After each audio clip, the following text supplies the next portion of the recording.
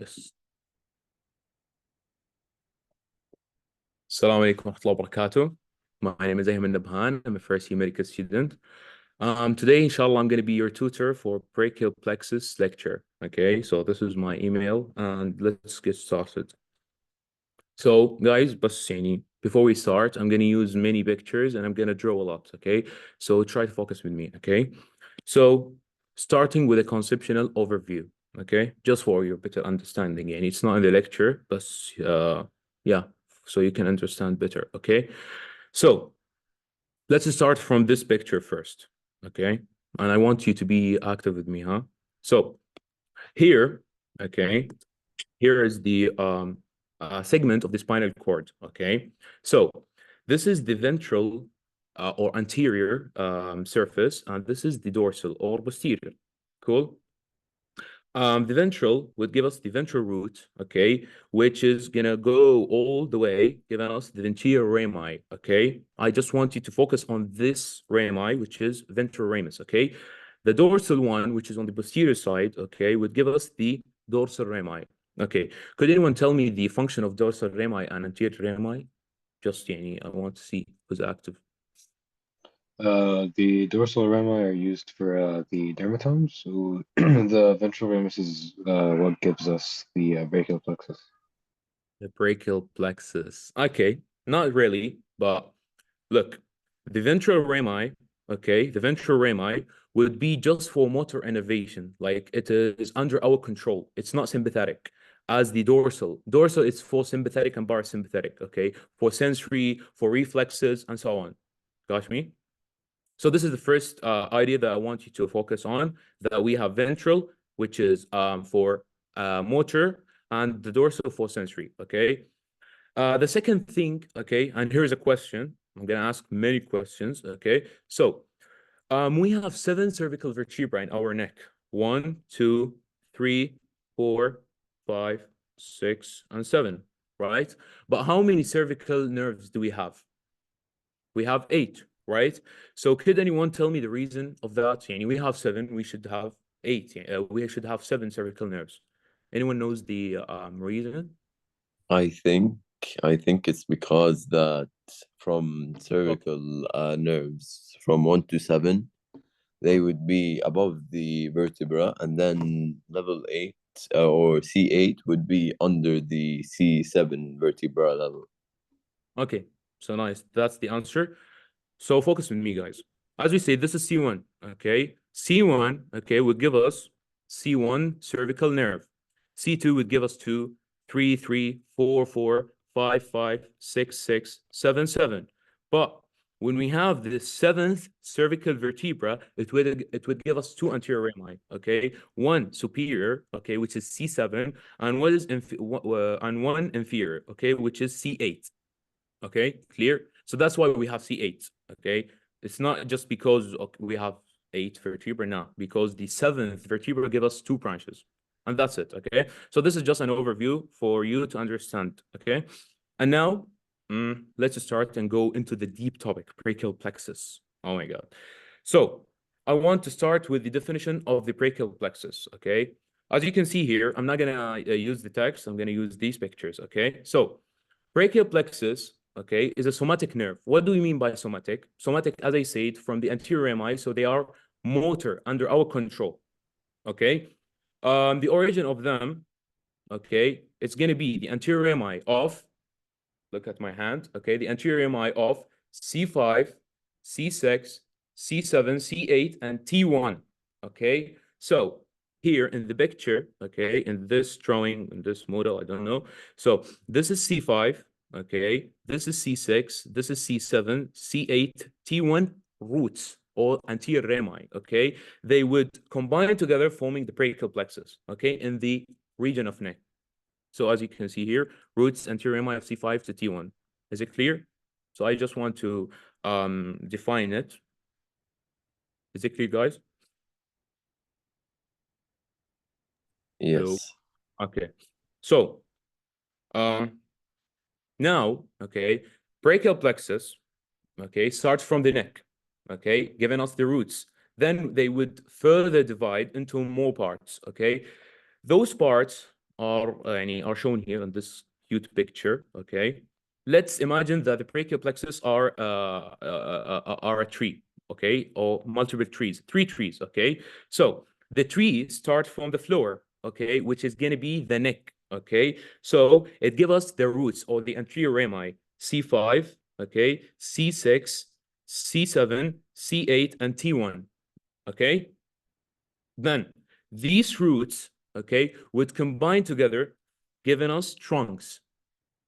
Okay, the trunks would further divide, giving us the divisions. As you can see, every tree would give us divisions. Okay, those trees are connected with each other by these divisions. Okay, the divisions would combine together again. So we start with roots. Okay, combine, then divide, giving us the divisions. Then the divisions would further combine with each other. Okay, giving us the chords. Okay, I'm not gonna go into details. Okay, now I'm just gonna give you the whole idea. Then the terminal branches for the leaves for the tree. Okay, so look at this mnemonic. I want once to read it.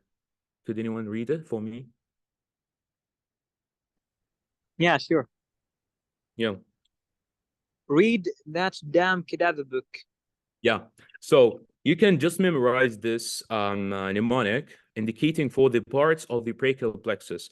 The R would be the roots, okay? The T for the trunks, the D for the divisions, C for chords, and B for the branches. As easy as it is, just memorize this mnemonic, okay? And you're gonna be fine, inshallah. Tamam?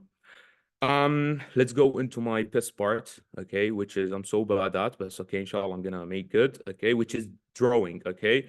So here I have 2 slides of draw with me, okay. The first in the beginning, I'm gonna draw it by myself, and the last one would be from you, okay. You're gonna draw it, okay, after we cover the topic, okay. So I want someone to volunteer just to so we can draw it together. Anyone, and he's just gonna give me the key points. يلا. مين عبد الرحمن؟ ايه. طيب يلا. So I'm gonna start from the roots and we go further in the division in the parts of the brachial plexus. Okay. So Okay. في البداية, okay, in the beginning, I say that the brachial plexus starts from the roots C5, Mhm. C6, C7, C8, and T1, T1. right? Okay. So those are the roots. So after the roots, we're gonna get the what are we gonna Trunks. get? The trunks. Okay. So the trunks. Okay, I'm gonna explain it in this way. So this is first root of C5. This is the second root from C6, and this is the root from C7, and this is the root of C8, a root of T1. Cool. Nice. Okay. Then we're gonna get 3 trunks. Okay, those are the trunks. Here are the roots. Okay, the superior trunk, the middle trunk, and the inferior trunk. Focus with me, guys. I know it's so complicated, but focus with me. You're gonna understand it, inshallah. Tom, the superior one, respectively, superior, middle, inferior. Okay, this is middle, and this is inferior. Nice. Okay, so the superior one would be formed from the union of what? Of C5 and C6. Of C5 and C6. Okay, so C5 and C6 would combine together, forming the superior trunk. Nice. Okay. The second trunk, which is going to be the middle trunk, would be just a continuation of this poor C7 root. It would continue as a single person. I don't know why. But this is the middle trunk. Clear? واضح عبد الرحمن? Clear? Clear, yeah. Clear. Yeah. The inferior one, okay, would be basically, okay, a union of C8 and T1, okay, would combine together again, forming the inferior trunk. So we started with 5 roots, ended up with 3 trunks. Nice? Okay.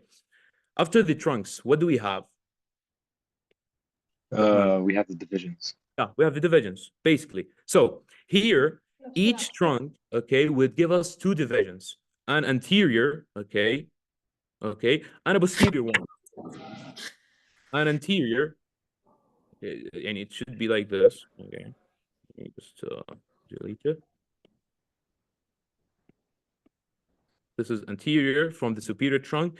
This is anterior from the middle trunk. okay? And we have another single person, which is going to be the anterior division of an inferior trunk, okay? It would just complete as it is.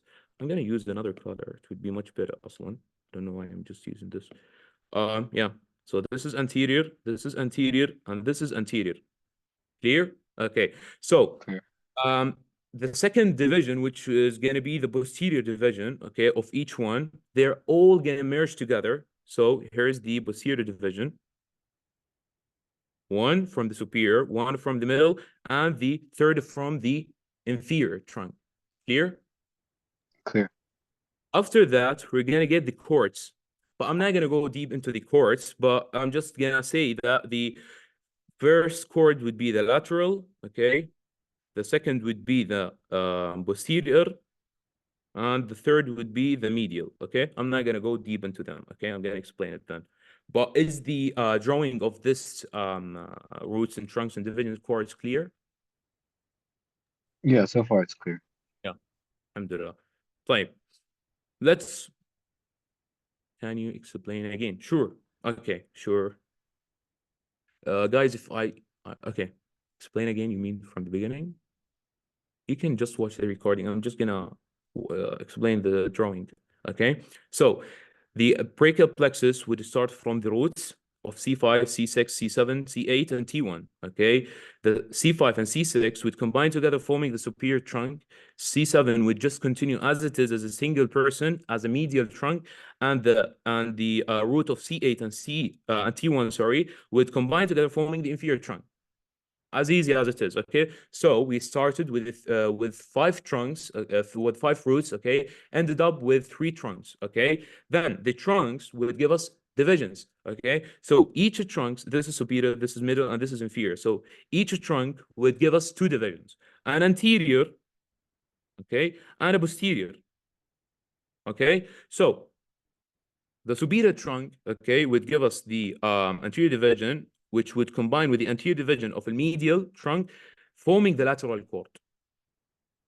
Okay, the inferior trunk or the anterior division of the inferior trunk would just continue as it is, giving us the medial cord. Okay, the posterior divisions would arise from all of these trunks, superior, middle, and inferior. Okay, going and combining with each other, forming the posterior cord. عادي يعني posterior divisions forming posterior cord. Okay, so yeah, that's it. Is it clear? The person who asked in the chat. So yeah, I'm gonna continue. Okay, nice. So now I'm gonna go into every single part of the brachial plexus, root, trunk, division, cord, and we're gonna finish by, sorry. What happened? Oh, okay. So, and I'm gonna give you the details of each part. Okay, so let's start with the roots. Okay. خلاص, I explained it many times from C5, 6, 7, 8, and T1. خلاص, already done. Okay. But I'm gonna explain to you one concept that you need to focus on, which is the branches of the roots. Okay, so anyone knows the branches of the roots? Like if anyone studied the lecture or anyone have any idea? Like, long thoracic and dorsal scapular. long thoracic and dorsoscapular. Nice. So as the student pointed, okay, we're gonna get 2 nerves from the roots, okay? The first one, okay, which is, focus with me, guys, which is here, okay? This is C5. Cool? Okay. C5 would give us a branch, which is this one, okay? This one, okay? Which is called the dorsal scapular nerve, okay? And further, okay, and would give us another branch, okay, this branch, which would combine with the branch from C6, okay, and C7, okay, forming one nerve. So this nerve is just a combination of three divisions or 3 branches of the roots, which is C5, C6, C7, forming which one, guys? This one, which goes like this, and lies on the superficial surface of the serratus anterior muscle. Do anyone know what is this nerve? Long thoracic nerve. Nice, long thoracic nerve. Tamam. So we're gonna get the dorsal scapular and the long thoracic. Okay, let's type it here. Long thoracic nerve. Okay, the dorsal. Okay, the dorsal scapular nerve would give us the innervation, the motor innervation. Okay, to three muscles. Okay, the first one is going to be the rhomboid major. The second would be the rhomboid minor, okay? And the last one, which is going to be the levator scapula, okay? So if anyone, like, or in the exam, in our exam, inshallah, if we saw مثلا, a question that says we have a problem in elevation the scapula, okay? Elevation of the scapula would be by levator ani, okay, levator scapula, sorry, levator scapula muscle. So the question says, مثلا, what is the nerve that most likely to be damaged? Would be the dorsoscapular nerve. And you're gonna see the questions. I put some questions for you, okay? The second nerve, okay, which is the long thoracic nerve, okay, innervates serratus anterior from C5, 6, 7. Is it clear, guys? Yeah, it's clear. Yes, Yeah. clear. Yeah, that's those are the two branches of the roots, nothing else. Now we're gonna go to clinical case, okay? So I'm just gonna hide the text. I want someone to explain I'm me sorry, the what did the dorsal scapular nerve supply again? Like the muscles? what? Sorry? What the muscles that the dorsal scapular nerve supplied? The rhomboid major. Look at the screen. Rhomboid major, rhomboid minor, and levator scapula from your posterior, on the back. Okay. Okay. So they are just for they have contribution the pectoral girdle, okay, for the movement of our shoulder and scapula. Thank you. Yeah. So now we're gonna go into a clinical case. I think we covered that in A4, okay, which is the winged scapula. Okay. So focus with me, guys, here in the cam. Okay. So a normal person, okay, let's say this is the right scapula, this is the left scapula. A normal person would have two scapula, okay, at the same line, okay? So, and when someone retracts his scapula like this, okay, they would be the same line, okay, because they are innervated by the same nerve, the right and left long thoracic, okay?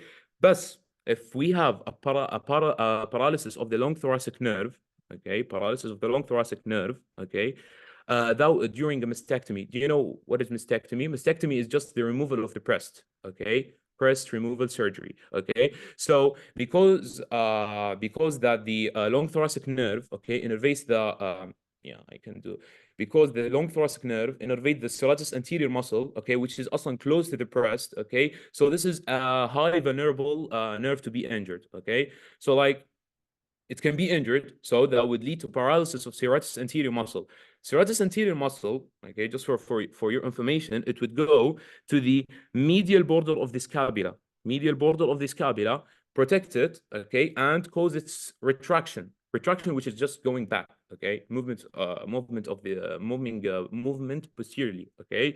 So when we have a paralysis of one, okay, one of the scapulas would look like a wing, okay? The medial border would protrude out of the skin, not like the right one here. Can you see the difference, guys? So yeah, so this is the clinical, which is winged scapula. This is an additional information that I brought to you. We're not going to be asked for on, but just for your own knowledge, okay? If you have a patient, okay, and you want to see if he is suffering from the wing scapula, okay, so easily you're gonna do this scapular retraction test, okay? You're gonna ask your patient to go to the wall, okay, and push it, okay? In a normal person, okay, both scapula would be retracted back, okay, at the same lane, okay? They're gonna be at the same lane. But if he is a patient with winged scapula, one of his scapula would be just protruding, okay, more posterior than the other. Okay, clear? Clear, guys? Clear. That we Huh? Clear. Yeah. طيب, I have a question here. Okay. What is the other test that we can conduct to see if the person suffers from winged scapula? It has been covered in the lecture. Could anyone tell me? abduction above horizontal level. Yeah, nice. That's what I want. So we know that the abduction is 3 levels, okay? First level would be by the initiation level would be by supraspinatus. Okay, supraspinatus. The second one, which is to the horizontal line, would be by deltoid. Okay, deltoid and I think it's deltoid, sorry. Yeah, it's just deltoid. Okay, so this is the first, this is the second, and the third one would be by trapezius muscle. Okay, and serratus anterior muscle. Okay, which is above horizontal line. So you can just ask your patient, okay, to abduct his arm. So if he goes to this level, okay, everything is fine. But ask him to go further. Like he needs, in a normal person, his arm would be abducted above the horizontal line, okay, and that's normal, okay. But if he cannot go further, so he's suffering from a winged scapula or a paralysis of the long thoracic nerve, okay. Is it clear, guys? Clear. Yes, clear. So now the checkpoint. If you have any question, I'm so happy to answer it, inshallah. Tell me, guys. Any questions? I prefer no, but if you have any questions, tell me. Nothing? No, until now, Okay. everything is clear. Thank you. So Uh, now let's uh, practice the question. I have a point. Yeah, You tell me. mentioned the nerve which is called dorsal scapular. Okay, it innervates three muscles: Yeah. rhomboid major, rhomboid minor, and the third one. Levator scapula. Yeah. So we can remember it as two muscles in the dorsum of the back, which is rhomboid, major and minor, and the other one levatoscapular from its name. It's Yeah. dorsum Exactly. and Yeah. scapula. So Yeah, exactly. Thank you. طيب, anyone wants to answer this question? I'll answer this one. No, yeah, not you. Anyone else, guys? Should I pick anyone? Like, Bilal Dabul. Yo, tell me. Hey, sure. ماشي. And I Read the think you'll question. It's related to the previous slide, so it's gonna be easy, inshallah. okay. And I think you'll be involved in an automobile accident presents with arm that cannot abduct. Okay, this paralysis is caused by damage to which of the following nerves? Okay, suprascapular, axillary, thoracodorsal, radial. It would be dorsal scapula, one of them. Mm-hmm. Um, So what is your answer? so it would be E. E, suprascapular and dorsoscapular.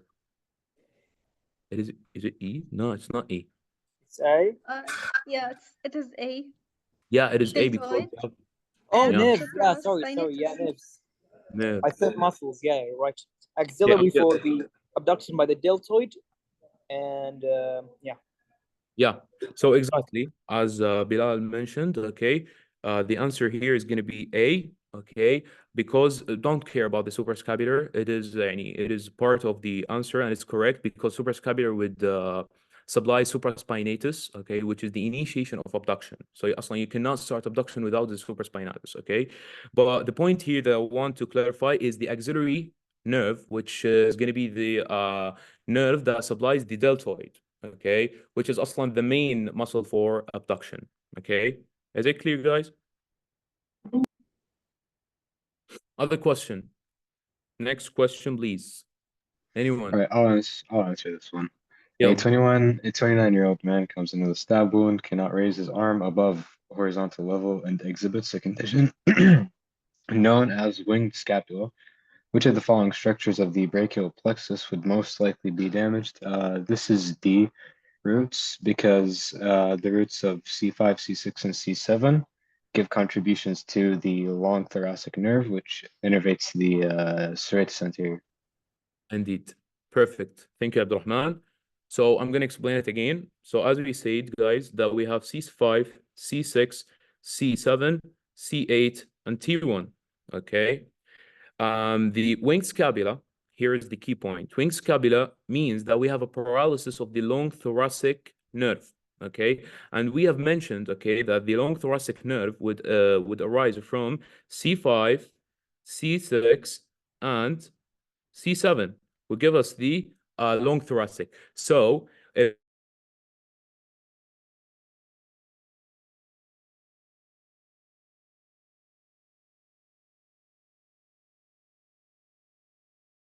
also paralysis of the roots. Clear? I think it's stopped. Hello? Guys, can you see the screen? We can hear you, but there might have been an issue with the connection.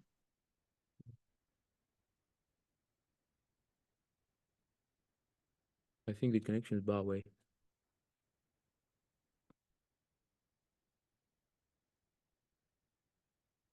It's good now. It works. Yeah, it works? Okay. So the answer, yeah, is D. Can you hear me now? Yeah, we can hear you. Can you see the screen? Yes, yes. Okay. I'm sorry. Okay, thank you. Yeah. So we're done with the roots. Okay. Now we're gonna go to the trunk. Okay, the second part of the brachial plexus. Okay. So let's identify them here. Okay, we already identified them in our drawing. Okay. So we say that we have upper, middle, and lower, or superior, middle, inferior. As it's عادي, you can use either name. Okay. The upper, okay, just to clarify it again, okay, the upper would be formed by the union of C5 and C6. Middle would be just a continuation of C7, okay? And the lower would be from the combining of C8 with T1, okay? Forming the inferior trunk or the lower trunk, okay? That's it, okay, for the trunks, okay? Now, I'm gonna talk about an important thing, okay, which is the branches of the trunks, okay? Let's go here, okay? So anyone knows the branches of the trunks? We have two branches, actually, okay?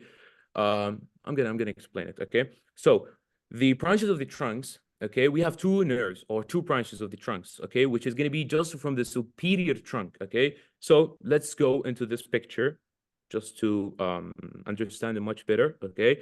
So this is C5 and this is C6, forming the superior trunk. Clear? Okay, so the superior trunk will give us two branches. Okay, the first branch, which is this one, okay, it has a clear identification that you can easily say it is the this nerve. Okay, and the second one, okay, which goes inferiorly. Okay, so the superior one would be called the suprascapular nerve. Let's write it over here. Okay, suprascapular nerve. Okay, whereas the other nerve, okay, which goes to the here we have a muscle, okay, it's called the subclavius muscle. Okay, it's just for the movement of the clavicle down. Okay, so it is just movement of the clavicle down, so it's called subclavius, so it would be named accordingly. Okay, the subclavius nerve.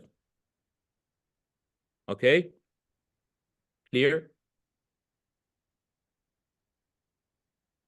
Okay, so suprascapular nerve, okay, would give innervation to two muscles, okay, the supraspinatus and infraspinatus muscles, okay. So as you can see here, okay, the suprascapular would give a supraspinatus, infraspinatus, and subclavius to subclavius muscle, okay, as easy as it is. Okay, I just want you to know it on a cadaver or in a model. Okay, I'm going to show you the cadaver later then, inshallah. Okay. We're done from the roots, from the trunks, okay? We will go to the divisions now, okay? Each of the three trunks would give us two branches or two divisions, okay? An anterior one, okay? An anterior division and a posterior division, okay? So this is the roots, six roots, and those are the trunks, which are superior, middle, inferior. I'm sorry, I'm repeating that, but يعني, with repeating, okay? So you're gonna memorize it inshallah after this session, okay? Then we're gonna get the divisions, okay? Each trunk would give us two divisions, okay? So the total would be 6, okay? So let's start with the anterior divisions, okay? So this is the superior trunk, would give us an anterior division. Here is the anterior division, okay? The middle trunk, okay, would give us this is the anterior division, okay? The inferior trunk, I want you to focus on the inferior trunk. Its anterior division would just continue directly. It won't combine with any of the other divisions. Okay, that's it for the anterior divisions. The posterior divisions from the superior trunk, okay, and the middle trunk and the inferior trunk, okay, would combine together, forming the posterior cord, as the name indicates too. Okay, okay. So those are divisions. That's it for the divisions. Okay. I just want to add one more information, and it's additional information. It's not in the slides. Okay.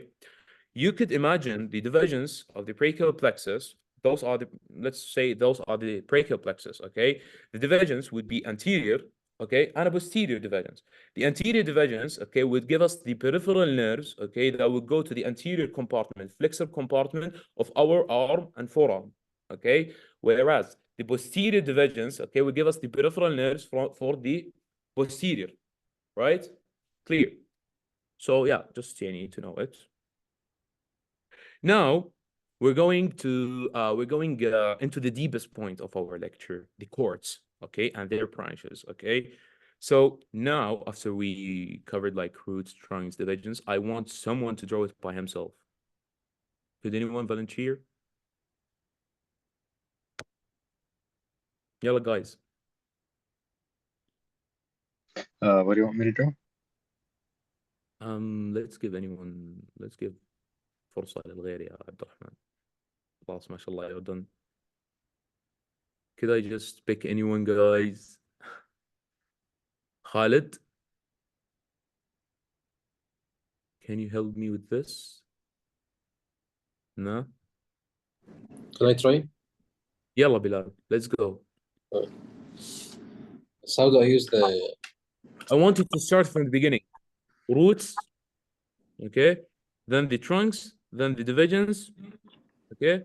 And then the chords, okay? I explained the chords already, Annie, so I think you know.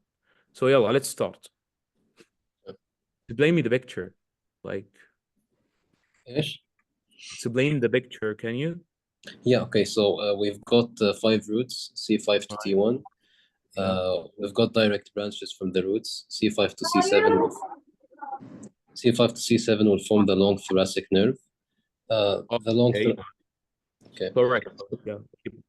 The long thoracic nerve will supply the serratus anterior muscle, which is All right. responsible for scapular retraction and scapular abduction. Yeah, go. And Keep then going. we've got also the dorsal scapular nerve. It comes from C5 directly. Okay. I think it supplies the rhomboid, صح? ولا the rhomboid Yeah, major and minor major, minor, and levator scapula. and levator scapula. So I want you C5 to and go into C6. the branches. I want you to go into the branches, Yani. Don't explain yani the branch of each part. No, keep going on the parts of the brachial plexus. Okay. Like we have the roots, okay, C5, C6, the superior trunk, okay. C7 would continue as the middle trunk, right? Yeah. And C8 and T1 would give us the inferior trunk. Yeah. Then, as we say, divisions, anteriors, okay, combine together, okay, and the inferior anterior division will just continue as it is, okay. Yeah. Now, I want you guys to focus on this point. The chords of the brachial plexus, okay, we have, yeah, the thing that I want to mention before we name them, okay, that the chords of the brachial plexus are named in relation to the axillary artery here, okay. So here's the axillary artery. This is the axillary artery, okay? So this nerve, okay, looks lateral to the axillary artery. And if it's like on the left side, it would be from here, okay? It would go like this. So it is lateral to it. So that would be called the lateral cord. Nice. The second cord, which is gonna lie posterior to the axillary artery, as you can see here, it is shaped. Yeah. It is shaded. So this is the posterior cord because it is in the posterior relation of the axillary artery. And the last cord, let's type it, okay. And the last one would be medial to the axillary artery, which is going to be called the medial cord. Easy. So we have lateral, posterior, and medial. That's it. Okay, so here is the text. You can just read it by yourself, okay, and the contributions and so on, okay. Okay, One more time. Okay? We're done from the roots, trunks, divisions, okay? Now we're in the chords, okay? I want you to memorize this number more than your name.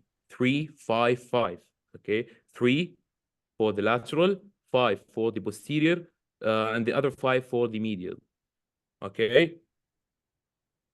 So now we're going to talk about the branches of the chords, okay? But there's something that I missed, which is the divisions, or which divisions form the chords, okay? So the lateral, okay, focus with me. The lateral would be formed from the anterior, okay, divisions of the superior trunk and middle trunk.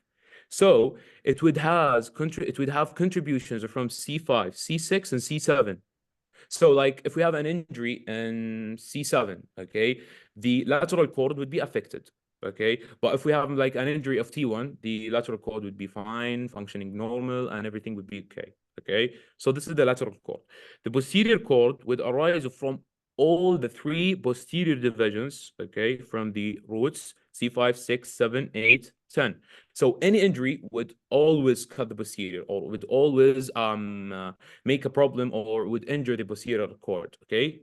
And the last one, which is the medial cord, okay, which is originate from a continuation of the anterior division of the inferior trunk. So it would just have contributions from C8 and T1. So any injury of C8 and T1, okay, would affect, as we say, posterior and medial. It's just for your information again, okay? But the important thing that you need to know is this number, 3, 5, 5, okay? And it indicates the branches of each chord, okay? So now let's go, now it's the deep thing, okay? So now let's talk about the branches of each chord, okay? I'm gonna start from lateral, posterior, medial, okay? So here is a mnemonic that you can use, okay? So you can easily memorize the branches of the lateral cord. So basically, we have 3 branches, okay? So this mnemonic, actually I tried my best, so that's what I got, but yeah, you can just memorize LML, okay? So LML indicates the branches of the lateral cord. LML, love me Lu'ay. Yeah, so this is the thing that I got, but you can just memorize it and you're gonna be fine, inshallah, with the branches of the lateral cord, okay? Let's go to the picture. I love pictures more than the text, okay? So this is the lateral cord, okay? Would give us first L, the lateral pectoral nerve, okay? That's the M, LML. The M would be musculocutaneous. The second L, the second L would be the lateral root of the median nerve. Lateral root of the median nerve, okay? So let me explain each one and its innervation, okay? So we have the lateral pectoral nerve, okay? Lateral pectoral nerve, okay, would combine with the medial pectoral nerve, okay, give a dual supply for pectoralis, So the lateral pectoral nerve, okay, its innervation, basically it just have an innervation, lateral pectoral nerve, it would innervate, okay, pectoralis major muscle, okay, just pectoralis major muscle, okay? But it receives a contribution from the medial pectoral nerve, okay, I'm going to show it to you in the next picture here. I want to explain it also here. Yeah. So this is the lateral pectoral nerve, okay? It gives like a communicating branch to the medial pectoral nerve, okay? The medial, okay, this makes the medial a dual supply nerve for the pectoralis minor, this is pectoralis minor, and the pectoralis major, which is more superficial, okay? But what you need to know here, okay, that the lateral pectoral nerve is just for pectoralis major, okay? The second nerve, M, which is musculocutaneous, okay? Could anyone tell me the function of musculocutaneous nerve? We talk it so many times. Does it supplies the coracobrachialis muscle? Okay, partially correct. So yeah, It innervates musculocutaneous. all flexors of the arm. Okay, more precise. So let me say it. Okay, so actually, musculocutaneous, okay, would go lateral. Okay, this is the first thing that you need to know, and it would supply all the flexors of our arm. Okay, biceps, coracobrachialis, okay, and brachialis. So it would innervate those three muscles of our anterior compartment of the forearm, of the arm. Sorry. Okay. Then it would travel, okay, through the arm all the way down, okay, to the forearm, okay, forming and terminating as the lateral cutaneous nerve of the forearm. The function of the lateral cutaneous nerve of the forearm, as the name indicates, every time that you see the cutaneous nerve, خلاص, put in mind that cutaneous sensory innervation. So it is just for the innervation of the lateral surface of our forearm. Okay, clear? Easy. Okay, the third and last branch would be the what was it? Yeah, the lateral cord of median nerve. It's not indicated over here, but this one is going to be the lateral one, okay, which is going to combine with the medial, forming median nerve. Is it clear, guys? Yes. Yeah, we're done from the lateral divisions. Here you can just read it by yourself. And this is again the our lovely mnemonic. Here's the second checkpoint. Give me your questions, please. Any questions, guys, so far? Everything is clear? I want Yes, someone. everything is clear.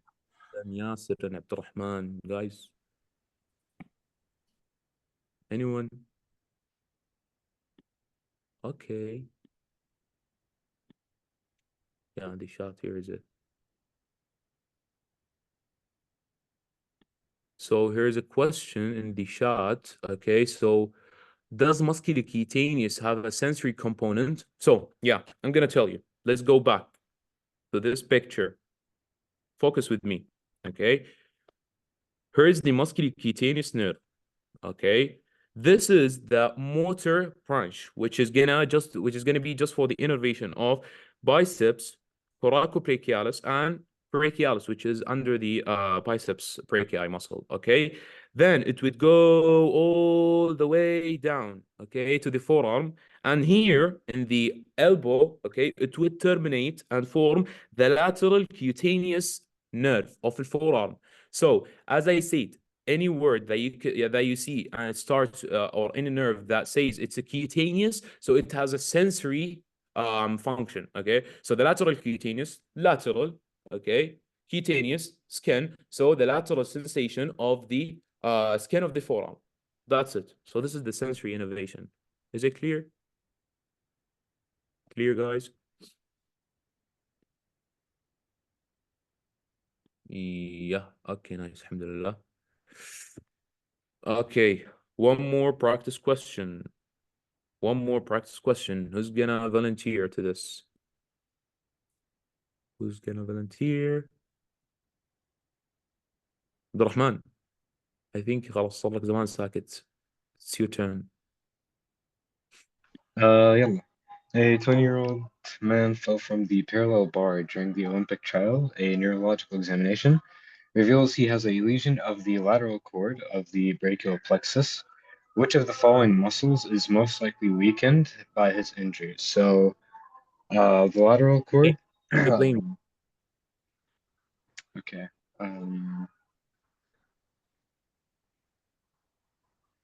I think it's going to be pectoralis major because it gives off the branch to the pectoralis major. Alongside there's a lateral branch and a medial branch. Perfect, Abdurrahman. So that's what I want you guys to know, that the lateral cord would give us LML. And we say that the first L would be the lateral pectoral nerve, okay? Which just innervates pectoralis major, okay? So that's it, easy question. Okay, yeah, correct, okay. I think that there is someone. Can I answer? Inshallah, next question. It's gonna be yours. Okay. So now let's go to the second chord, which is gonna be the posterior chord. Okay. You can just use this cool mnemonic. Actually, I like it because it summarizes 5 branches of the posterior chord. Okay. So ultra, U would be for the. I'm gonna explain it over here. U would be for the upper or superior subscapular nerve. Okay. L going to be the lower or inferior subscapular nerve. okay? And the T would be for thoracodorsal, R for radial, which is the largest branch of the posterior cord, and the A would be just for the axillary, okay? Ultra, okay? So now I want you guys to focus on this picture to see the branches of these yeah, the branches of the posterior cord, okay? So posterior cord is just going to be posterior to the axillary artery. This is axillary artery. This is posterior cord, okay? The first branch, as we said, S, superior subscapular nerve, okay? Yeah, superior subscapular nerve, okay? I'm going to tell you the innervation and its function. And the second one would be the inferior subscapular nerve, okay? As you can see, this is superior and this is inferior, as easy as it is, okay? And this is thoracodorsal because it goes to the thoracic region, okay? This one is going to be the thoracodorsal, okay? The superior subscapular, I'm going to go to the axillary and radial in a while, inshallah, okay? So superior subscapular, okay, it would innervate just one muscle, okay, which is subscapularis muscle. Yeah, subscapularis muscle, okay. Inferior subscapular nerve, okay, would nerve, okay, would innervate subscapularis and other muscle, which is gonna be teres major, okay. Easy to be memorized, I think, okay. Thoracodorsal, okay, as the name indicates, dorsal, and you can identify it here, guys, okay, that this is the one of the biggest muscle in our back, okay, which is gonna be latissimus. I think it's right. I'm sorry. Latissimus dorsi, okay. So this is the innervation of thoracodorsal. Dorsal, so we're gonna look at the back muscles and the biggest muscle, which is latissimus dorsi. Okay. About the axillary and radial nerve, I want to explain something before I explain them. Okay, or before I go through the deep branches of them. Okay. So I want you guys to overview with me the spaces that we took in the previous lectures, okay? So we took 2 spaces and 1 interval, okay? As this space indicates from its shape, okay, it has 4 borders, okay? So it would be the quadrangular space, okay? This would be triangular, but it is an interval, okay? And this would be also, it has a three borders, so it's gonna be the triangular, but it's a space, okay? It's just a naming, okay? What I want you to know that the quadrangular space, okay, the axillary nerve goes through it, okay? Whereas the triangular interval, okay, the radial nerve would go through it, okay? So we're gonna correlate it, okay, with the fractures of the humerus, okay? So if the triangular space, don't care about it really well, okay? So just forget about it, okay? So is it clear, guys? Axillary nerve through quadrangular, radial through triangular. Clear? Yes. Okay. Thank you. Okay. So here's the text that you love, guys, so you can study it at home. But I want to go through the branches of the axillary and radial, okay? As we explained for the superior subscapular, subscapularis, thoracodorsal, latissimus dorsi, inferior for subscapularis and teres major, okay? Now I'm going to talk about axillary nerve and radial nerve. Okay, axillary nerve, we talk it so many times, and it's one of the most important nerves. Okay, it would give 2 motor branches, okay, and 1 sensory branch. We didn't cover this sensory branch, but I'm gonna give it to you. Okay, so the first motor branch would be for the deltoid muscle. Okay, the second one for teres minor. Okay, whereas the sensory branch, here it is for your information, guys, as I wrote here, okay, it gives us the posterior, okay, so it goes posterior, so just focus and you can know the innervation from the name. posterior, okay, and lateral to the axillary artery cutaneous. So it innervates a sensory innervation of the skin. Okay, so posterior lateral cutaneous, okay, for sensory innervation for the deltoid skin.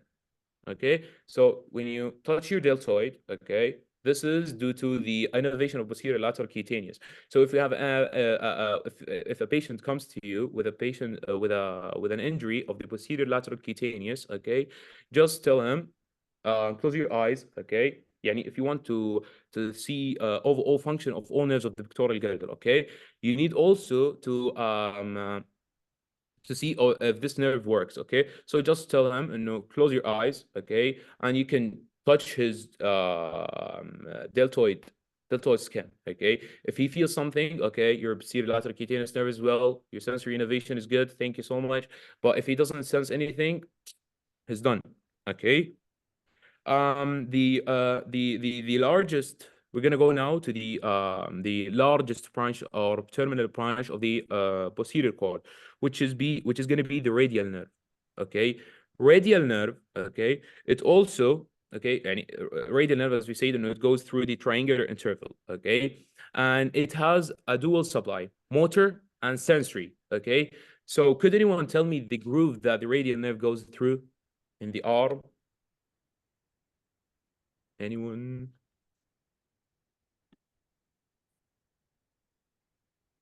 Hello? I think there's someone who asked me to answer a question in the chat. So yeah, you can answer now. I can answer the question. That's cool. And answer the question. Yeah, tell me, Abdurrahman. It's the radial nerve. Radial, I mean, which groove that the radial nerve goes through or runs in it? It's called the radial groove. It's in the posterior part of the humerus, and it It has runs obliquely. It has another name. I want that name. Spiral. Spiral groove or pain spiral groove. Okay, thank you.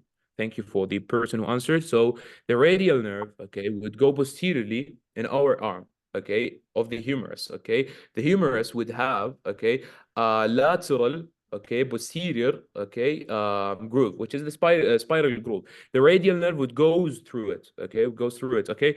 So that would indicate its motor function.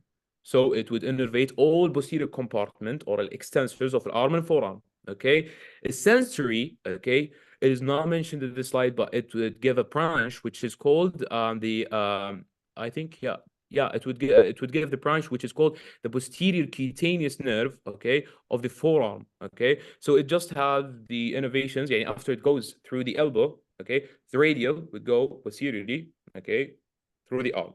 Okay, giving its sensory innervation of the arm on the posterior surface of the skin. Okay, then when it goes to the elbow, okay, it would terminate as the posterior, or it would give a branch called the posterior cutaneous of the forearm. It is just for the lateral or the lateral and the dorsal of the forearm and the dorsum of the other hand. Okay, that's it.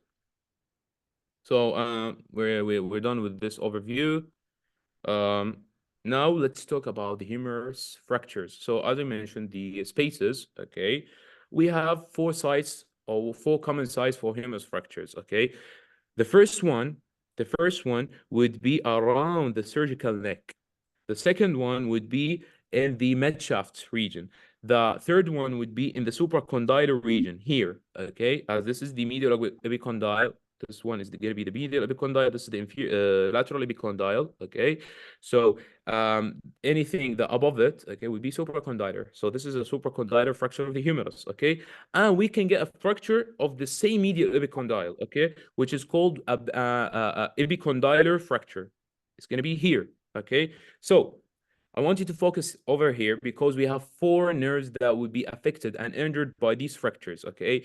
So in the surgical neck, there is an important artery that surrounds it and goes around it, which is going to be the axillary artery, okay, alongside with the posterior circumflex humeral artery, okay. So if a patient have a fracture on this region, it would injure the axillary artery and posterior circumflex humeral artery.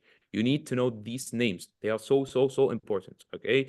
The second point of fracture would be the midpoint. Midpoint, we're gonna get طبعا هنا. Yeah, I'm sorry. Going back to the surgical neck, okay? We're gonna get the triangular space, okay? Where the axillary nerve and the artery, posterior circumflex humeral artery goes through. Okay, so if we have a question that says the which space would the axillary artery go through, or which space would be injured, we're gonna say the quadrangular space. Okay, the midshaft, where it is close to the triangular interval. Okay, where the radial nerve, okay, and the deep profunda artery goes through. Okay, artery goes through. Okay, so if we have a mid fracture here in the humerus, if we have a mid fracture, okay, it would affect our radial and deep profunda artery. Is it clear, guys? Going further, okay, to the supracondylar fracture above the epicondyles. Okay, there are just there are two structures that might be affected. It's not written here, okay, but what is the major nerve that goes anteriorly on or the anterior surface of the humerus? Anyone? Or I'm just gonna say it. No one? Brachial what? You mean brachial artery, I think, because we don't have brachial nerve. So yeah, okay. So the two structures that would go through this region, okay, would be the medial nerve, okay, and the brachial artery. Okay, the brachial artery. So if we have a supracondylar fracture, these two structures would be affected. Okay, and what is the consequence of medial nerve injury? All the anterior flexors of our forearm would be paralyzed. Okay, the last point of fracture would be the medial epicondyle. Okay, it's called medial epicondylar fracture. Okay, so here's the here we just have one nerve that would be affected and paralyzed or injured. Okay, which is going to be the ulnar nerve. Okay, ulnar nerve. Okay, which originates from the medial cord. I'm going to explain it. Okay, it goes from the arm. Okay, then it travels posterior to the epicondyle. So if you have a fracture in the medial epicondyle, the ulnar nerve is done. So the our flexor ulnaris, our flexor carpi ulnaris would be affected and paralyzed. Okay, and we cannot send. if you want to diagnose a patient if he has a ulnar nerve, after you do the X-ray, okay, it shows that we have a fracture at the epicondylar region. Okay, so you just can diagnose the patient by closing his eyes, okay, sensing his little finger, okay. If he feels anything, ulnar nerve is fine. If he doesn't feel anything, the ulnar nerve is done and is paralyzed. That's it, okay. So yeah, here's the same thing. You can study, read it by yourself. Any questions so far? This is the third before the last. Inshallah, we're gonna finish, guys. Any questions? No, everything is clear, mashallah. All clear. Thank you. Okay, so another practice question. The person who told me I want to answer the question, yalla, it's yours now. Read it and explain it and answer it. Who was that person? Yeah, the 231401. Are you still interested in this question? I can answer if you want. Huh? But I can answer if you want. Yeah, yalla, go for it. A 12-year-old boy walks in. He fell out of a tree and fractured the upper portion of his humerus. Which of the following nerves are intimately related to the humerus and are most likely to be injured by such a fracture? Out of all the options, it's most likely A, axillary and musculocutaneous. What? Actually no, it's C, I think. C. Are you sure? It could be musculocutaneous. This in the musculocutaneous is not super close to the humerus. The radial is closer. A fracture of the humerus even proximally could damage it. Okay, let's take it step by step, okay, from the question itself. What are the key points or the keywords, okay? First thing that we have a fracture, okay, of the humerus in the upper portion. So we have two spaces that might be affected, okay, the quadrangular and the triangular interval. It's close to it, okay? So this is the key word that we want to answer according to it, okay? So what are the nerves that's going to be affected? As we say, the quadrangular. What is the nerve that goes through the quadrangular space? Abdurrahman?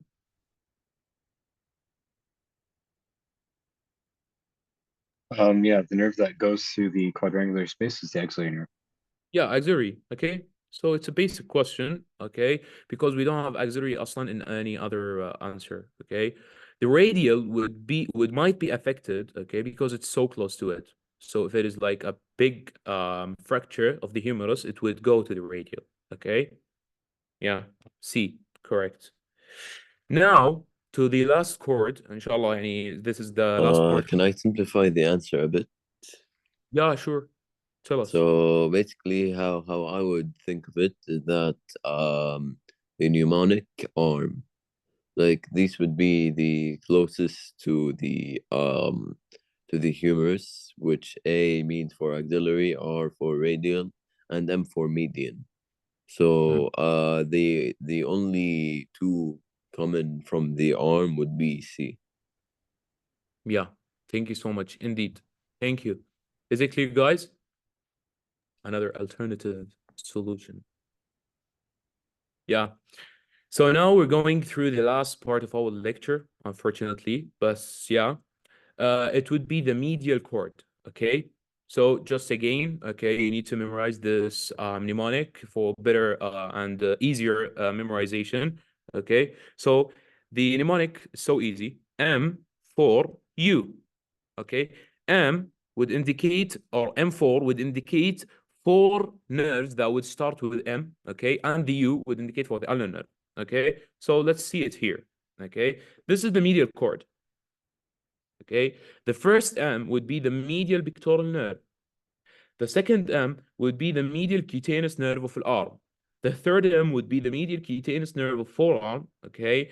And the fourth M, which is not written here, okay, which is the medial root of the median nerve, which also contributes with the lateral root, okay, in the formation of a median nerve, okay? So the median root, okay, would travel and meet the lateral, okay? Both, they would combine together, okay, forming the median nerve, which is one of the largest nerves of the brachial plexus. This one is clear, I think. So I don't need to explain it again, okay? And the U, okay, for the ulnar, it is the largest branch of the medial cord, okay? So M for U. Here, let's identify it on this model, okay? This is the best thing that you can practice, guys, on it, okay? So after we finish our lecture, I want you to go through the slides again, okay, and identify them precisely.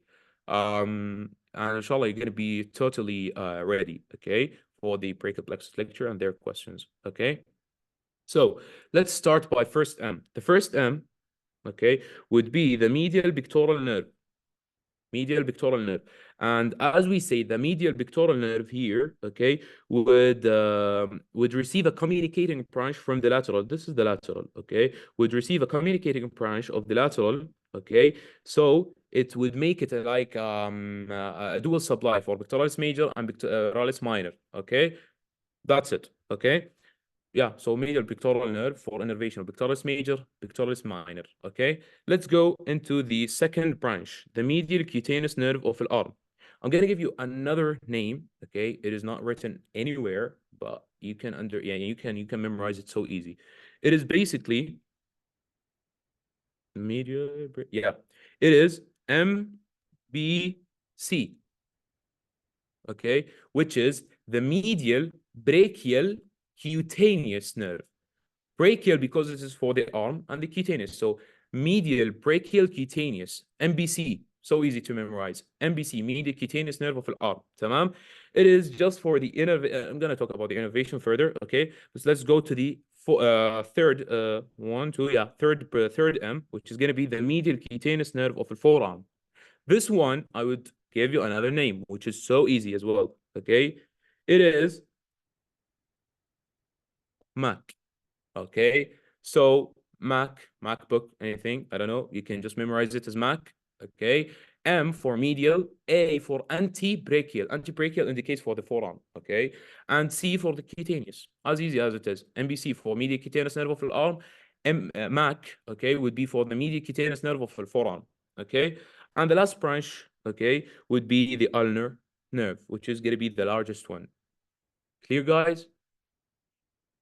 Yeah, it's clear. Clear. Right. Now, let's talk about the innervation of each one. Okay. As we say, the medial pectoral, it is for pectoralis major and pectoralis minor. And that's it. Done. Medial cutaneous nerve of the arm. So from the name, let's just go word by word. Medial, okay, and cutaneous. So it has a sensory innervation of the skin of the medial surface of our arm. So this surface of our arm would be innervated, okay, by the medial cutaneous nerve of the arm, okay? And also it has some contributions that would go to the floor of the armpit or from of the axilla, okay? And that's it, okay, for the medial cutaneous nerve of the arm, okay? The third one, which is going to be the medial cutaneous nerve of the forearm, as the name indicates, a medial sensory innervation of the medial surface, okay, of the forearm, okay? So it would innervate this part of our arm, okay? Of our forearm, sorry, okay? So this is by medial cutaneous nerve of the forearm, okay? And also it has an odd branch, okay, that would go to the skin of the biceps, and innervate its skin. That's it. That's for the medial cutaneous or MAC. Memorize it as MAC, okay? The last one is going to be the medial root of the median nerve, okay? I talked about it a lot. Would combine with the medial. Here, you can see it in this picture. Okay, this is the lateral root, and this is the medial root, okay? Combined together, forming the median nerve. That's it, okay? Let's go now to the real big boss nerves, okay? Like we're gonna talk about the ulnar nerve now and the median nerve, okay? So what do we know about the ulnar nerve? Ulnar nerve, okay, is one of the biggest branches of the medial cord. Okay, so this is our medial cord, okay, and then it travels, okay, it travels all the way down through the arm, elbow, then forearm, and then it goes to the hand. Okay, so it would give branches all the way down except for the arm. Okay, so this is the ulnar, goes down posterior, the medial epicondyle. Okay, then here epicondyle, then it goes to the forearm. Okay, in the forearm it would innervate two muscles. Okay, look here. The first muscle would be, as we talk with Dr. Aatuf, I think, yeah, the flexors of anterior compartment of our forearm. Okay, bas, fail, okay? So the last F, which is going to be medially, which is the flexor carpi ulnaris, okay? Flexor carpi ulnaris, okay, would be innervated by ulnar nerve, okay? This is in the superficial layer of our flexor anterior compartment, okay? In the deep layer, okay, we have three muscles. This is not our topic, okay? But one of them would be called the flexor digitorum profundus, okay? It is a big muscle, okay? It has like two bellies, okay? A lateral one, okay, and a medial one. The medial half, would be innervated by this ulnar nerve because it contributes to the medial side of our forearm. Clear? I think it's clear. Yeah, it's clear. So this is for the ulnar nerve. Okay, this is about the motor innervation. Let's talk about the sensory innervation. Basically, it would give us the palmar and dorsal sensory innervation of our pinky, small little finger, okay, and the medial half, okay, and the medial half of our little finger, of our ring finger, okay. So this is our hand, okay. It should be positioned in the anatomical posture. So those two digits would be medial, and those three would be lateral. So those two would be supplied by the cutaneous branch of the ulnar, okay, giving us the sensory innervation, okay. So the total total pinky, okay, and half of the ring finger, okay. That's for the ulnar nerve, okay. We just have an additional point, which is going to be the hypothenar, interossei, and the medial lumbricals of our arm, of our hand, okay. The hypothenar, actually I forgot them, so anyone could explain, remind me, sorry. Anyone? No one. So actually there are three. Okay. So hypothenar. Look at my hand. Okay. We have two regions. Thenar around the thumb. Okay. Hypothenar around our pinky. Okay. So we're gonna talk about the hypothenar because it's gonna be innervated by the ulnar nerve. The hypothenar, there are three muscles. Okay. The flexor digiti minimi, brevis here.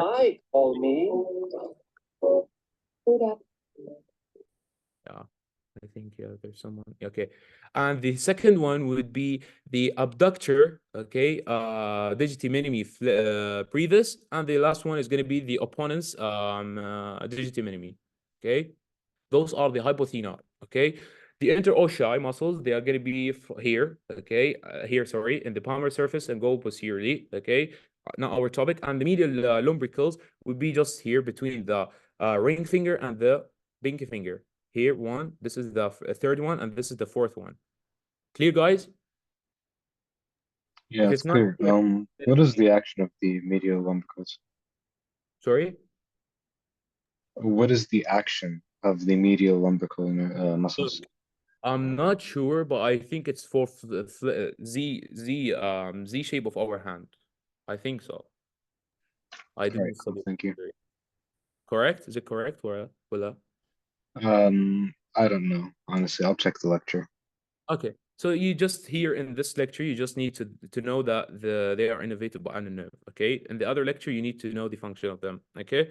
That's the ulnar. We talk so long with the ulnar. Okay. So the median nerve, okay, which is the second big branch of our medial cord, okay, which is medial and lateral cord, okay, would go all the way down, okay, through the elbow, okay, and innervate all the anterior compartment of our forearm, all the flexor muscles, okay, except for the two that we said in the ulnar, okay, flexor ulnaris, flexor carpi ulnaris, okay, and the flexor digitorum profundus, the medial half of it, okay. This is the motor innervation. And also we have the sensory innervation. Look again, the sensory innervation would be for the lateral three fingers, thumb, and the index and the little finger, palmar and dorsal side. Okay, so they're gonna be innervated by the sensory branch of the median nerve. Okay, that's it. Okay, and the additional information would be that they are that the median nerve also innervates the thenar muscles. Okay, and the lateral lumbricals. The lateral lumbricals would be one here, okay, and the other one is here. Okay, so here actually we have two lumbricals, one for the ring and one for the medial, okay, and here for the pinky, okay. So the lateral lumbricals, okay, the thumb doesn't have any lumbrical muscle, okay, it has the thenar muscles, okay. The two lateral lumbricals will be innervated by median along with the thenar. The thenar muscles, okay, there are three, okay, they are named accordingly as flexor pollicis. What do you mean by pollicis? Pollicis is the tendon or the insertion of the muscle that would go to the thumb. So that's any muscle that would insert in the thumb would called pollicis. Easy to name and easy to memorize. Okay, so the flexor, because it flexes the thumb. Flexor pollicis brevis. It's short. Okay, then the abductor pollicis brevis. Okay, for abduction. Okay, and the last one is going to be the opponent's brevis. Opponent's pollicis. Sorry. Okay, so those are the thenar muscles. Is it clear, guys? Clear. Yeah. Thank you so much. Now it is your turn to draw this, to draw the brachial plexus as we're gonna finish, Yani. So I want a strong student to help me with the drawing of brachial plexus with its branches, with every single branch, Yani. MashaAllah, there's someone. Who's this? Nah. Other one, guys. The dots. Anyone? Khalid, Yasser, Bilal, Bilal Dabul. No one is interested? Weird. يلا عبد الرحمن. يلا, let's do it together. يلا بسم الله. Can you So let me ask you, can you draw from your iPad or from your device? You can see the annotation from above. I don't think the meeting settings will let me. Oh, okay, خلاص I can. Okay. يلا, you're gonna tell me what should I do, okay? I'm not Yeah. gonna help you. So Focus, first guys. of all, we start with the roots. You're gonna do C5, 6, 7, 8, and T1. Nice. Keep going. حلو. And then the roots of C5 and C6 are going to join together. Cool. C7 is alone. What? C7 is alone. It Yeah. goes alone. Alone. Yeah, Single. C and T1 are going to join. Yeah. Correct. C5 is going to give the dorsal scapular. C5 would give us the dorsal scapular. Indeed. And then C5, C6, C7 are going to give the long thoracic. C5, C6, and C7 will give us the long thoracic nerve. Correct. Okay, and then just draw the trunks, please. Huh? The Draw the trunks? trunks. Yellow. Yeah. So what is this trunk? This is the superior trunk, Okay, this trunk. the middle trunk, and the inferior trunk. Nice. Superior, middle, and inferior. Okay, so Yeah. trunks. Nice. And then each is going to have an anterior and a posterior division. Okay, anterior and So posterior. the anterior of superior and middle are going to join. The anterior of the inferior is going to walk alone. Yeah, And nice. then the posterior divisions of all of them are going to join to create the posterior cord. Nice. Okay, the posterior cord. Let's show it over here. This is the posterior cord. Okay, so those And are then, those are the divisions, right? Those are the cords. Okay. And then the cords we're going to have medial and lateral. Medial from the The superior and middle trunks. the medial from Oh, the inferior. yeah, from the inferior trunk anterior division. Mhm. Okay. So this is the medial. Nice. Keep going. And then superior and middle trunks, anterior division, they're going to give the lateral cord. Nice, nice. Okay. Now I want you to see all the branches. Let's go. Let's go. Bismillah. Wait, I want you to remind us, okay, with each mnemonic of each nerve or of each cord. Like for the lateral, what is the mnemonic for the posterior and for the medial? Okay, and I'm gonna type it over here. I'm gonna draw it over here. Okay, the lateral. I don't have the mnemonics memorized. You didn't memorize my mnemonics? No, I didn't. طيب, okay. I'm gonna help you with this, okay? The Yeah. lateral, as we say, they are just L, M, L. Love me, I. Come on, easy, okay? The posterior, okay, would give us M for, no, أمزح. Yeah, M4U is from the medial cord. Wait, it's gonna be ultra, okay? And the medial, sorry, would be M4U. يلا. يعني how many branches do we have? 5, 5, 3. So they are 13. حلو. 13 I'll branches. start with the medial cord. It's going to give me the medial pectoral. Medial pectoral. Yeah, this one. بعدين it's going to give me the شو اسمه medial cutaneous nerve of the arm and the medial cutaneous nerve of the forearm. Okay. Give me the other names, please. What other names? The additional names. Bro, you didn't memorize anything? No, I didn't memorize your Okay. mnemonics. So listen. as I said, that the medial, just for easier to memorize, okay? So if you're tripping in the exam, you can just remember this name, okay, and answer the question. So as you say that we have two M's or two M's for cutaneous. Medial cutaneous of الarm ومedial cutaneous of الforearm. Right, Abdurrahman? Correct? Yeah, that's correct. Okay. The one for the arm, okay, the arm, it can be also called brachial. So it would be called medial brachial cutaneous, MAC, MAC, MBC, sorry, MBC, okay? Are you with Yeah, me? okay, Mashimaki. Yeah. Okay.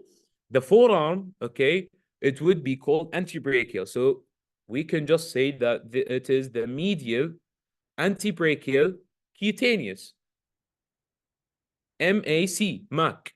So MBC and MAC, they are the medial cutaneous nerves, okay, for arm and forearm, accordingly, respectively, okay? Okay. Hello? Hello. طيب. We're done now with 3 branches. Give me the second, the last 2 branches. The last two are a contribution to the median nerve, وبعدين It is called the the ulnar nerve. medial root of the median nerve, right? Yeah. Okay. The last one, Last one is the ulnar nerve. ulnar nerve. Right. Nice, nice, nice. Thank you, Abdurrahman. Yeah. Anyone could help Abdurrahman, guys? Guys, you're sleeping. Why? I'm gonna pick anyone, Tara. Yusuf. Yusuf Ihsan Al-Alam. Yeah. Yusuf, can you help us, me and Abdurrahman, in drawing this brachial plexus thingy? Bilal Dabul, guys.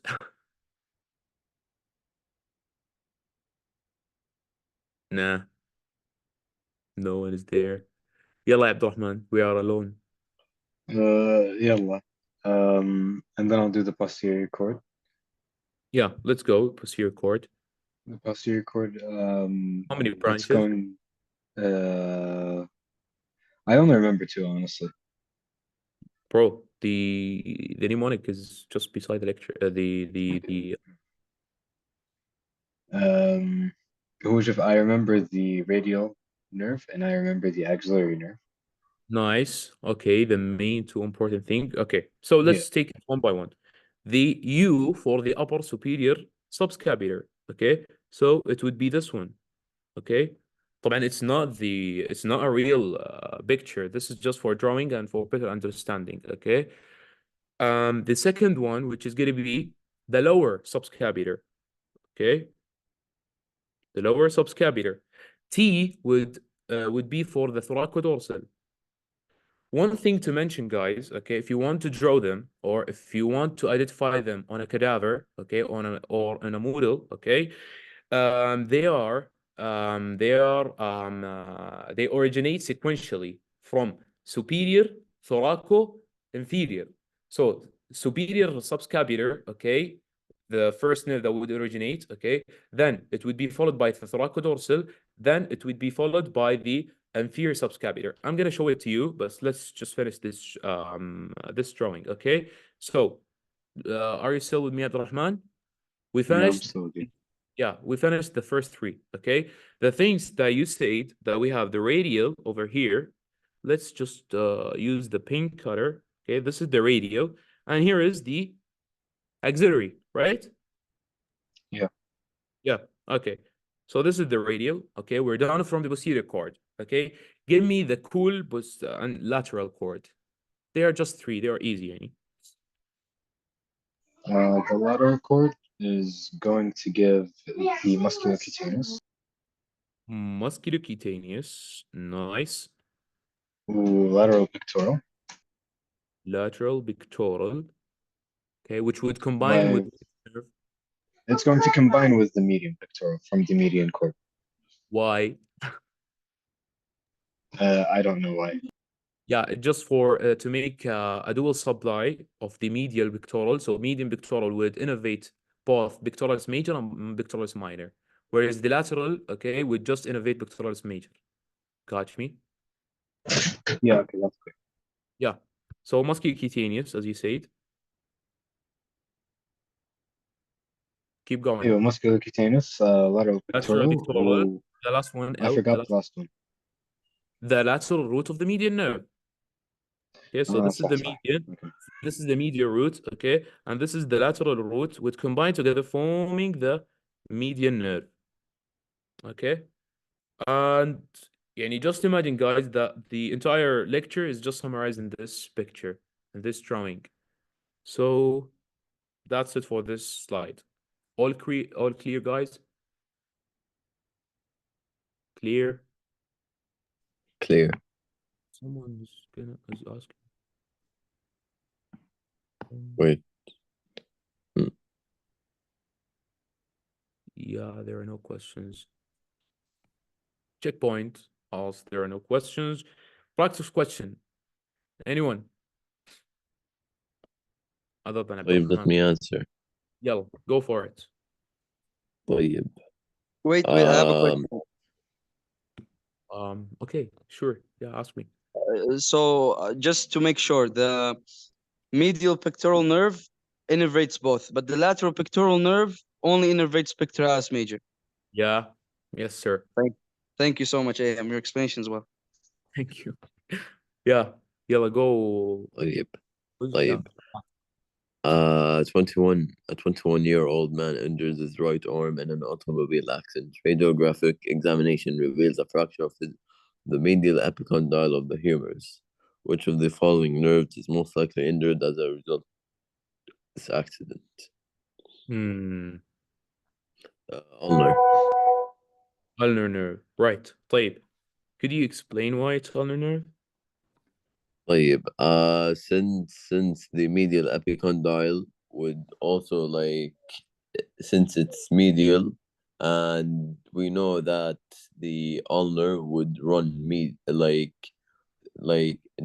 the medial side of the body, yani medial to the body, but yet it will also cross over the ulna bone. Yeah, So okay. ulnar. And by facts that whenever you bump your funny bone or medial epicondyle, it will start shrinking. So that's by the ulnar nerve. So yeah, guys, he mentioned a good point that I forgot to mention. Okay. Actually, the medial epicondyle, the fracture of the medial epicondyle would be called as the funny bone fracture. Okay, because when it's fractured, like it looks funny. I don't know, but that's what it's called. Okay, so if you have a question in the exam, if you had a question in the exam that says a person presented with a funny bone fracture, okay, which of the following nerves would be injured? Easily, ulnar. Okay, that's it. Yeah, it's ulnar. Now we're going into this. I think it's a good part that I wanted to mention because brachial plexus, it can be easily you can be easily asked on in the OSPI exam. Okay, so these are okay. This is the let me start from here. Okay, so this is the axillary artery. Okay, I just want you to focus on the axillary artery. Okay, this cord, no, it's not showing. Yeah, this cord is lateral to it, so it's going to be the lateral cord. Okay, this one, like this, yep. Let me see. Genius will give us this one. Yep. So this one would be the medial, as it is medial to the axillary artery, and the posterior is not shown here. It's like this one. Can you see it, guys? This one. Okay, it is posterior to axillary artery, but I don't want this. Okay, I want to talk about the lateral and the medial cords. Okay, so what is this branch? The first branch and the biggest branch of the lateral cord is going to be the musculocutaneous. Okay, this one, the second one, would be the lateral root of the median nerve. Okay, we're done from the lateral cord. Okay, let's now talk about the medial. Okay, what is this? This is ulnar. Cool. And what is this? This is the medial cord of the median nerve. So what do you see, guys, here? Like, do you see anything? An M. No, I ruined it. Like, wait. Let me make it. Yeah. What do you see over here? I see an M. So bad at drawing. Wait. You see an M, right? Yes. So if you have yeah, an M, right? So if you are in our OSPE exam, inshallah, which is going to be like after 3 weeks, I don't know, okay? And they asked about the identification of brachial plexus, okay, or the lateral and medial cord, okay? So you could easily, okay, just search on this M letter, okay, which is formed by 5 nerves, okay? 1, 2, 3, 4, 4 nerves, okay? The musculocutaneous, okay, this is the first one. The second one would be the lateral root, okay. The third one would be the medial root, okay, and the fourth and last one would be the ulnar. Clear, guys? So it is so easy Yeah, to it's be clear. in an OSPE question. Just search for this M and you're done, inshallah. Okay. Last 2 slides and inshallah we're done. Sorry. So it is not that much, yani, it's just pure memorization, okay? We have the idea of dermatomes, okay? Dermatomes are the areas of our skin, okay, that are going to be innervated by the dorsal rami. If you remember from the first slide, okay, I told you that the dorsal rami would be for the sensory innervation. So dermatomes are going to be the area. Dermatome is the area of a skin that is innervated by one dorsal rami, okay? So the dorsal rami that would arise from C6, okay, would innervate the thumb or the skin of the thumb. You need to memorize it, nothing here, okay? C7 for the middle finger, okay, and C8 for the little finger. And I took this picture from the slides, okay, it is so good. So here, as you can see from the anatomical position, this one, okay, this is C6. What is it? This one, C6, it goes all the way down to the thumb. Where C7, okay, it goes, C7 dermatome, it goes to the middle finger, mostly middle finger. And the last one, C8, it goes to the little finger, pinky, okay? Clear? So those are the dermatomes. This is the idea of dermatomes, okay? The second idea that I want to explain is the reflexes, okay? This is an important idea, okay? And you need to memorize all these 6 lines, indeed, okay? So we have 3 types of reflexes: the bicipital reflex, the triceps reflex, and the forearm reflex, okay? As the name indicates, if you know the proximal tendon of the biceps, it's called bicipital tendon. So the bicipital reflex, okay, would be for the would test the reflex of biceps brachii, or yeah, biceps brachii, تمام. And about the nerve that would be tested is going to be the musculocutaneous from C5 and C6. Just memorize it, okay? So this is the first reflex. The second one, from its name, triceps. So the muscle that would be tested, okay, and diagnosed would be triceps, okay, and it is for radial nerve, as we say that the radial nerve, okay, would have a motor innervation of the posterior compartment of our arm, okay, so radial nerve of C7, C8. Clear? I think it's easy. And the last reflex for the forearm, okay, it is for the brachioradialis, which is this muscle, okay, this lateral muscle, okay, brachioradialis, and it's also from our posterior compartment, okay. So I know it's foreflexion, but it is a foreflexion, but it's innervated by the radial. So the nerve that would be tested is the radial nerve, okay, from C5 and C6. You just need to memorize them. But what I want you to understand from me, that the bicipital for biceps, triceps for from the name triceps, and forearm for brachioradialis. Bicipital for musculocutaneous, as we say, musculocutaneous would innervate all the anterior flexor muscles of the arm. Okay, triceps would test the radial, innervate the posterior compartment, and the forearm for brachioradialis one of the extensors, so it would be also innervated by the radial nerve and would be tested by this reflex. Clear this idea, guys? Clear. It's clear. Any questions? Clear. Alhamdulillah. No, thank you. Wait. Okay, thank you. So the last slide, okay, you need just also memorization, unfortunately. Okay, here is some levels. C5, يعني the roots of the brachial plexus, C5, C6, C7, C8. Okay, C5, okay, would indicate the function of the deltoid. So if you have a problem in C5, okay, the deltoid muscle would be weakened, okay, and we don't have any reflex signs. Okay, you can just ask your patient to abduct. Okay, and also the patient would lose his sensory innervation, as we say that we have the posterior lateral cutaneous from the axillary. Okay, if you remember, guys, and the axillary from the posterior cord, and the posterior cord from C5. So that's why the deltoid would be affected. Okay, and going back to the origin.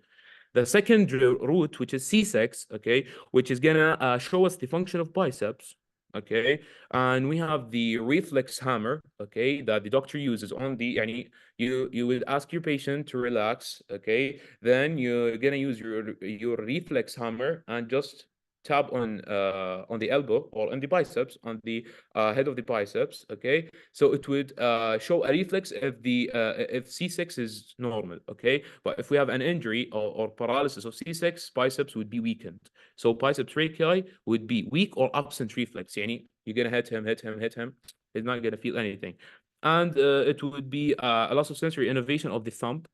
Okay, the thumb, as we said, median, median from the C5 to C8. Okay, actually C5 to T1, so anything. Okay, C7 would be for the function of triceps brachii by the triceps brachii reflex hammer on the posterior side. Okay, of the triceps. If it's normal, it would respond to the reflex. If it's paralyzed, it would be weak or absent. Okay, and the sensory for the middle finger. The last one, C8, for the interossei muscle. Okay, I think there's someone who asked about the interossei muscles, right? Yeah, that was me. Yeah, so we have two types of interossei. I just remembered. Okay, we have dorsal and palmar. Palmar for adduction of our fingers. So this is my hand. Okay, if I want to adduct like this is by the palmar interossei. Okay, the dorsal interossei, okay, would make the abduction movement of our hand. Okay, clear, guys? So Yeah, if we it's have clear. if we have an injury of C8, interossei, dorsal interossei would be damaged, okay, would show a weakened reflexes, okay, and we're gonna see a Horner syndrome. Anyone could explain Horner syndrome to me? Horner's syndrome happens because C8 is going to give a recurrent branch to the face. So when there's an injury, that side of the face is going to be affected. Yeah, exactly. With the ptosis, with I think I forgot it actually, but ptosis, yeah, dehydration, and three signs. I forgot And it. anhydrosis and it's ptosis, Ptosis, anhydrosis, hemihydrosis. and the last one, And ptosis then and what did you say? Horner syndrome, ptosis, anhydrosis, and the last one, I forgot it. And meiosis. Meiosis, yeah, meiosis, I which is think the tribune of meiosis, the yeah. eyelid. Meiosis, yeah, sorry, tribune of the eyelid. Okay, and the reflex, the sensory reflex, would be lost in the ulnar, in the pinky. Okay, so it is pure memorization, guys. You don't need to link anything. Okay, and the doctor didn't stress on it. The thing that the doctor really stressed on it is this slide. So I want you guys to understand it very well and memorize it very well. Okay. And unfortunately, we're done. Okay, we reached the end of our lecture. And I hope you enjoyed my lecture, the brachial plexus lecture, and I hope that was a good tutor for you today. And that's it. Any questions, guys? Please ask. If you have any question, ask. Don't be shy. Allah يعطيك الف عافية. It was really helpful. Thank الله you. يديك العافية حبيبي. And don't forget to scan the QR code and bye bye. Thank you.